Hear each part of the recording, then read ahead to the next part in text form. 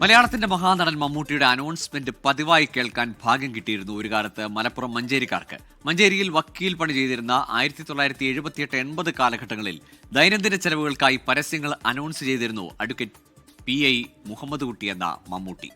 ഇന്നിപ്പോൾ നഗരവികസനത്തിന്റെ ഭാഗമായി ആ 3 നില കെട്ടിടം പൊളിച്ചു മാറ്റുമ്പോൾ മറയുന്നത് മഞ്ചേരി നഗരത്തിന്റെ ഒരു കാലഘട്ടത്തിന്റെ ഓർമ്മകൾ കൂടിയാണ്. ഞാൻ മഞ്ചേരിയിൽ വക്കീലായിരുന്നപ്പോൾ മമ്മൂട്ടി എന്നല്ല ഞാൻ അവിടെ അറിയപ്പെടുന്നത്. ഞാൻ അഡ്വക്കേറ്റ് PI മുഹമ്മദ് കുട്ടിയാണ്. എന്റെ ഓഫീസിൽ എന്റെ പോസ്റ്റ്മാൻ വന്ന് ചോദിച്ചു, സാർ ഈ മമ്മൂട്ടി എന്ന് പറഞ്ഞൊരു വക്കീൽ ഇവിടെ ഉണ്ടോ? സന്തോഷത്തോടെ ഞാൻ പറഞ്ഞു, ഞാനാണ്. അത് എടുത്തു നോക്കിയപ്പോൾ ജനശക്തി ഫിലിംസ് എന്നുള്ള കത്താണ്. ദേവലോകത്തിലൊരു വേഷം താങ്കൾക്ക് ഉണ്ട്. അപ്പോൾ ഇതാണ് മഞ്ചേരിക്കാരുടെ സ്വന്തം ക്രസന്റ് കൾച്ചറൽ സെന്ററും ലൈബ്രറിയും.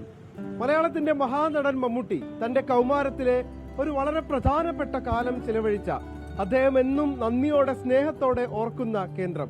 ഇനി ഈ കേന്ദ്രമൊക്കെ, ഈ കെട്ടിടമൊക്കെ ഓർമ്മയാകാൻ പോവുകയാണ്. പൊളിക്കുന്നതിന് തൊട്ടു മുൻപുള്ള ദിവസങ്ങളാണ് ഇത്. മലയാളത്തിന്റെ വല്യേട്ടൻ മമ്മൂട്ടിയുടെ കലാജീവിതത്തിലെ ആദ്യ ചുവടുവെപ്പ് ഏതെന്ന് ചോദിച്ചാൽ അതിനുത്തരം അനൗൺസർ എന്നതാണ്.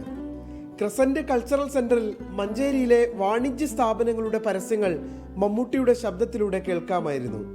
ഈ ചുവരുകൾക്കുള്ളിൽ ഇപ്പോഴും തങ്ങി നിൽക്കുന്നുണ്ട് അയാളുടെ മാന്ത്രിക ശബ്ദം. ചുവരുകളെ മറന്നുപോയ ഒരു മുറിയിൽ നിന്നാണ് അയാൾ സംസാരിക്കുന്നത്. ഓരോ ഉപരിതലവും ഒരു ചെവിയാണത്രേ. ഓരോ നിശബ്ദതയും സംഭരിക്കപ്പെടുന്നത്രേ. ലോകത്തെ നോക്കാനാണ് അയാൾ ജനാലകൾ കണ്ടുപിടിച്ചത്.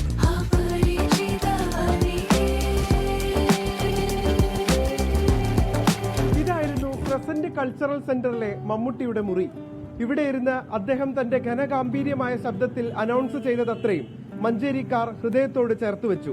ഇവിടെ ഒരു കോളാമ്പി സ്പീക്കർ ഉണ്ടായിരുന്നു. അതിലൂടെയായിരുന്നു മമ്മൂട്ടിയെ മഞ്ചേരിക്കാർ കേട്ടത്. കൊച്ചിയിൽ നിന്ന് മലബാറിലെത്തി അഭിഭാഷക വൃത്തി പഠിക്കുന്ന PA മുഹമ്മദ് കുട്ടിക്ക് ദൈനംദിന ചെലവുകൾ കൂട്ടിമുട്ടിക്കാനുള്ള പോക്കറ്റ് മണിയായിരുന്നു അനൗൺസ്മെന്റിന്റെ ലക്ഷ്യം.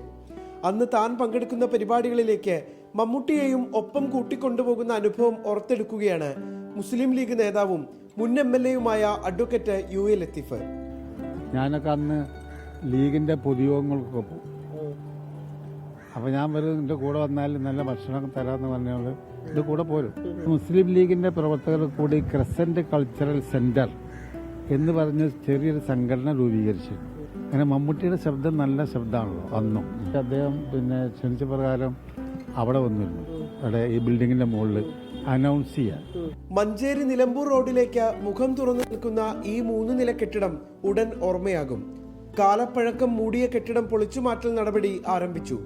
മമ്മൂട്ടിയുടെ സാന്നിധ്യം കൊണ്ട് മാത്രമല്ല, ഒരു കാലഘട്ടത്തിന്റെ അടയാളം കൂടിയാണ് ഇതോടെ ഇല്ലാതാകുന്നത്. മുഹമ്മദ് അർഷാക്കിനൊപ്പം നിഖിൽ പ്രമേഷ്, 24 മലപ്പുറം.